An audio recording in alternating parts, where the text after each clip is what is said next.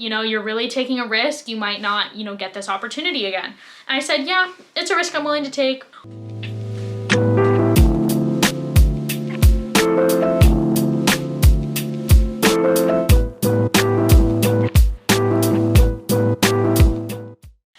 It's Michaela and welcome back to another video. Today's video was highly requested, and that's probably because the first video I did about my job was not that in-depth, nor did I explain the process on how to get this job. So I want to make this video to go over all of that today.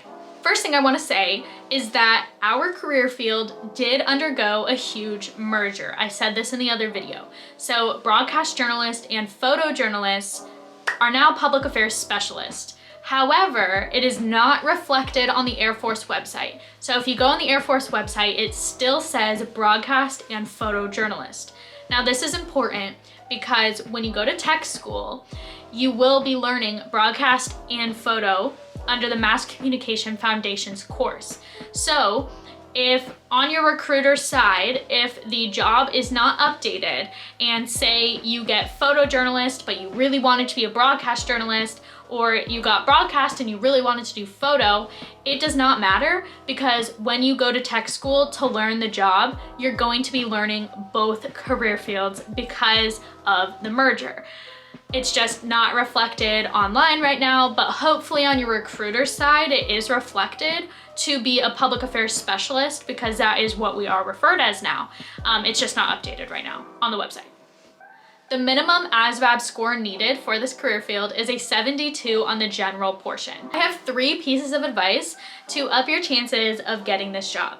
The first thing is to communicate with your recruiter that this is the job that you want the most.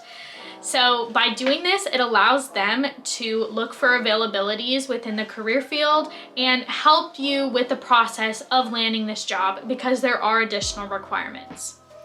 Now, the second thing is to perform well on the qualifying test. After you take your ASVAB, and if you get a high enough score to qualify, you will then be required to take this test. What this test entails is you will read a story that they give you into a microphone, and they're going to record you, and then you will be required to talk about yourself for, I believe, a minute, also into a microphone, and they record that as well. So the talking about yourself portion is normally questions like, why do you want to join the Air Force? Why would you be a good fit in this career field? What are your goals? I believe those were the 3 questions from me, and my recruiter gave me the story and those questions ahead of time, so I was able to prepare.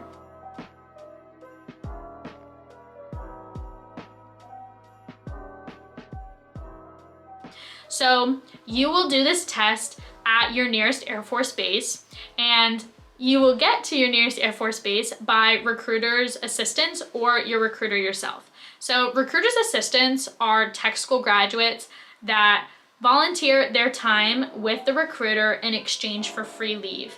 And I will make a whole video about the recruiter assistance program, but basically they or your recruiter will escort you onto the Air Force base and drive you there, because you yourself are not able to get on base without somebody that's in the Air Force. So the reading a story portion and the about you portion is then sent in to wherever, big Air Force, and those people will evaluate if you are fit for this career field. What this test is basically just making sure that you don't have any speech impediments and that you are able to communicate clearly.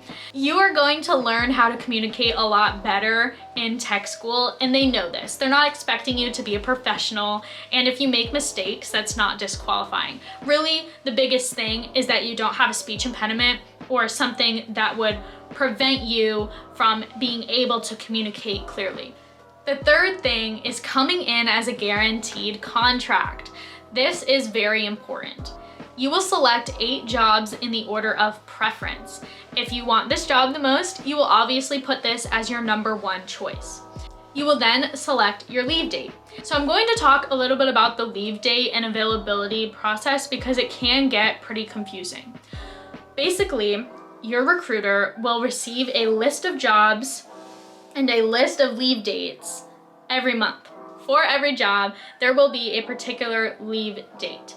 So say they get this list, there's going to be maintenance, security forces. Those are very needed jobs and they're always available. And there might be 1 or 2 broadcast journalists. So next to broadcast journalist, we'll say June 14th. And they figure this date out because for tech school, it's basically, there's different cycles of classes. So you can't just leave whenever the hell you want based on a job because you have to be in the cycle for the class to start. So it figures if you leave in June, you'll graduate in August, and then you will then go to tech school in August, and then it basically, for every job, there is a particular leave date based on the tech school cycle. I joined the Air Force January of 2018 while I was still a senior in high school. Now, obviously, I had to graduate high school before I left for basic, and I wanted time with my friends or family after I graduated. So I set my leave date as June 14th. And this is basically saying that I can't, and I'm not forced to, leave earlier than June 14th. But your recruiter can call you and say, hey, I have a job availability that came up for a broadcast journalist, but it leaves May 25th. Would you be willing to do that? If you say no, that's fine. It's voluntary. But if, say, a job within your 8 comes up and the leave date is June 14th, you're leaving June 14th because that is a job that came up within your availability. So be careful, set your leave date according, because they can't force you to leave sooner than your leave date, but they can force you to leave on or after your leave date. My recruiter actually did call me and say that there was a job availability for this job, and it was only a few days after graduation. So I politely declined. And he said, are you sure? This job doesn't come up a lot. You're really taking a risk. You might not, get this opportunity again. And I said, yeah, it's a risk I'm willing to take. I don't want to leave that soon. So he respected my decision, and I waited for another job to come up. So the job that came up within my leave date was weather. So I actually signed a contract, guaranteed contract for weather, but a few weeks went by. My recruiter called me and told me that I was the only person in my area, the region, that passed the broadcast journalist qualifying test, and he needed someone to leave in August. And he said, would you be willing to change your job and leave in August to be a broadcast journalist? I said, of course. So it was awesome. It gave me more time to spend with my friends and family. So I re-signed a contract saying that I was going to be a broadcast journalist and that I was going to leave in August. Now, this is not a common story. Honestly, I am a believer in God, and I am a believer in things happening for a reason. And I do believe I was meant to have this job. So it's not always gonna be like that. My advice is to take the job if it comes up earlier, because this is a pretty rare career field. It's a very sought after job. Just talk to your recruiter, like I said, as my first piece of advice. Just let them know that this is a job that you really, really want, and if they are a good recruiter, they will work with you and make sure that they do everything in their power to try and get this job for you. So in the description below, I put some links to my job, which will give you a little bit more insight about the requirements, what we do, and the tech school, and what those courses in tech school will be like. Tech school is like a way more rigorous form of college, because you are learning an immense amount of knowledge in a very short period of time. So our tech school was about 5.5 months long, and you are going to class from 8:30 to 4:30. So 8 hours a day, you are learning. And you will have homework, you will have tasks that you have to do. Like I said, it is just a more rigorous form of college. And what's awesome about tech school is that you are spending that time learning your job. You don't have to do, take one math class, take, a humanities, take a science, none of that. You are simply learning this career field. And you do get college credit from tech school. So depending on the college you go to, they will accept you going to tech school as additional credits towards your bachelor's degree. We have a wide range of responsibilities in this job. And what's awesome is that because we have so many different tasks, you're rarely doing the same exact thing every day. Every day is different.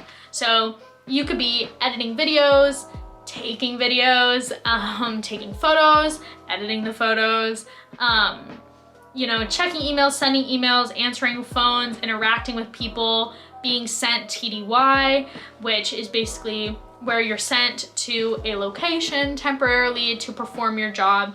I went to Iceland for a month. You do get to do things like that. You will meet a lot of people. You'll get to interview people. It's just awesome, the networking. So if you are a person that loves talking, that loves communicating with people, that is very creative, that loves, you know, graphic design and editing, taking videos and photos, I highly recommend this job. If you are a person that loves intense structure, this is not the job for you, because like I said, every day is going to be different and there's a lot of subjectivity. You could give someone the same exact product and everybody's going to edit it different. So there's a lot of creative freedom in this job. That's why I really, really love it, because I'm a creative person. And I'm gonna put the link to my Divids account, which is where we upload all of our photos and videos across the force, not just Air Force, but Army, Marines, Navy. It's where every public affairs shop uploads their stuff to. And I'm gonna link my portfolio so you guys can check out some of my products and what I work on. Thank you guys so much for watching, and thank you for 1,000 subscribers. I'm beyond excited for that. I'm growing at a very rapid pace, way faster than I ever thought. So I'm super grateful. And if you have comments, as always, I will respond quickly. And I hope that you got something out of this video and that it was helpful, especially for those people that requested it. So thank you guys so much for watching, and I'll see you later.